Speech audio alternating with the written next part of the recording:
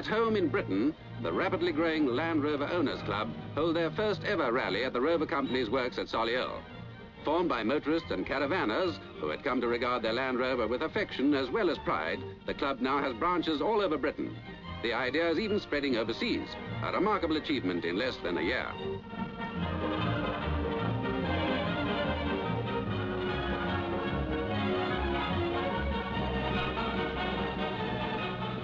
Maneuvering with a trailer is one of the tests for the Intersector Cup.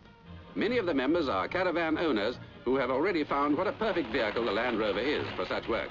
So the trailer maneuvering is made into a really stiff test.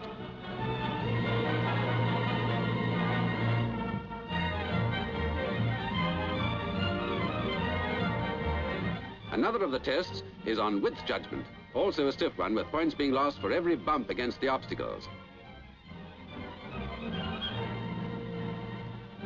A third test involves stopping on a slope using gears only, and competition is really keen among the 4 areas who have entered for the Cup: the Northern, Southern, Midlands and Scottish areas.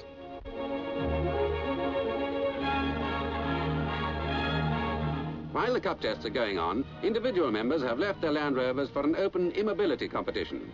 Something has been done in each case to render the Land Rover immobile, and the winner is the first to get his vehicle going and reach the opposite curve. The winner is Mr. J. Windley of the Northern area, with Mr. T. Barney of the Midlands area second.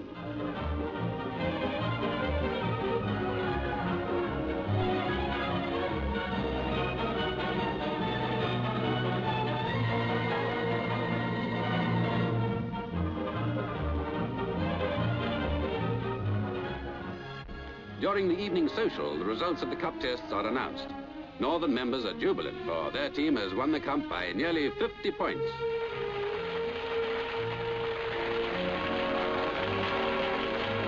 Miss Christine Seeley, a Pioneer Club member, hands out prizes and kisses to the winners, and the Land Rover Owners Club can claim a great success for their first annual rally. Next year, they hope it will be international.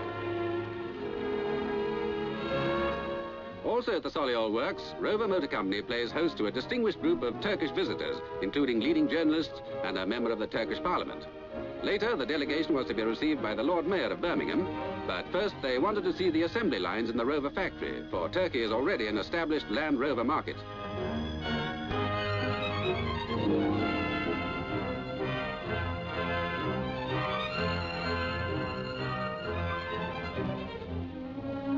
The process of mating bodies and chassis by overhead grab holds the visitors' attention, for one of their chief interests is in manufacturing conditions.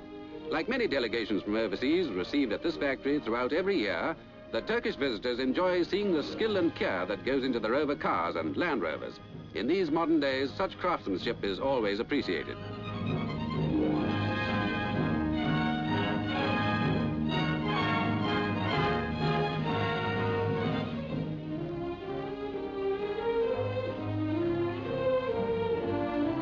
A highlight of the visit is provided by Jet 1, the world's first gas turbine car.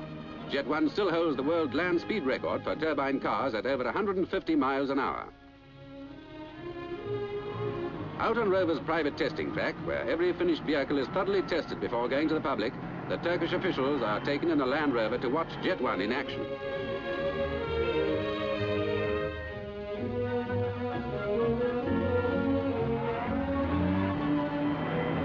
A display that must impress any visitor. Equally impressive, as it drives up to Ferryfield Airport on its way to France, is the new Land Rover station wagon. On the versatile 107-inch wheelbase, the newcomer to the Land Rover range seats 10, or sleeps 2, safari-wise.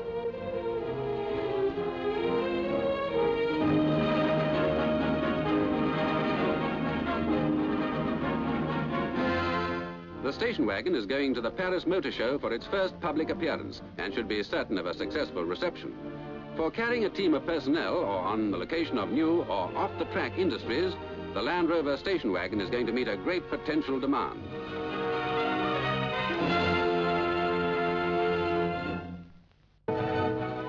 "73 Land Rovers come home, only definitely not to roost. They belong to members of the Land Rover's Owners Club, and they've gathered on the Rover Company's 300-acre proving ground at Solihull, near the factory where all of them were made. The occasion, the club's first point-to-point, and that's a new word in the vocabulary of motorsport. Not surprising, for the Land Rover is a new kind of vehicle, which can do things no other vehicle can do, so it needs its own kind of sporting event. 3 army teams compete alongside the private owners, for the Land Rover's as useful a friend to the soldier as it is to the farmer, the fireman, the explorer, or the builder.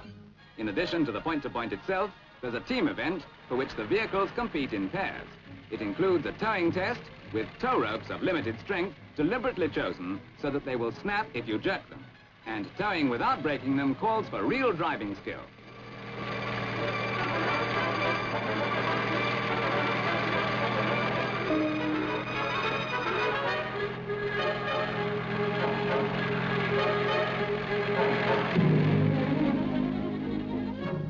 But in the big event of the day, it's every man for himself.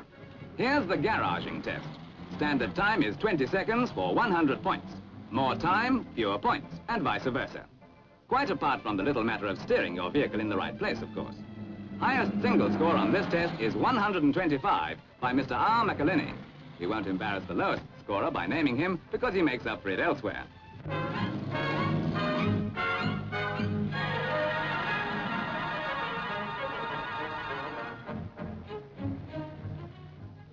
Another test of driver's accuracy is the width judgment item. A clearance of 6 inches or under scores 100 points, 9 inches scores 50, and hitting the post, needless to say, scores a duck.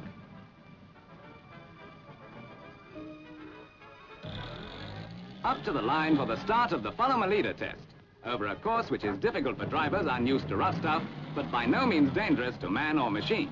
It has everything: mud, water, and gradients. And quite a few drivers who haven't such a pleasant playground at home find it, to say the least, instructive. Commonest mistake is to tackle the tricky bits too fast with too high revs. A Land Rover, like any other mount, mechanical or horseflesh, gives of its best when each obstacle is approached intelligently and not in a mad rush. For example, taking uneven muddy ground too fast may make the vehicle bounce off the ground and come down again with wheels spinning so that they dig deeper into the mud and lose traction.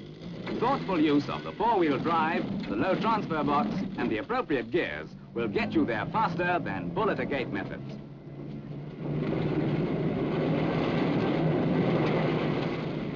Again, the maximum depth of water a Land Rover will go through is pretty formidable, as long as you don't try to build up a bow wave like an ocean tug.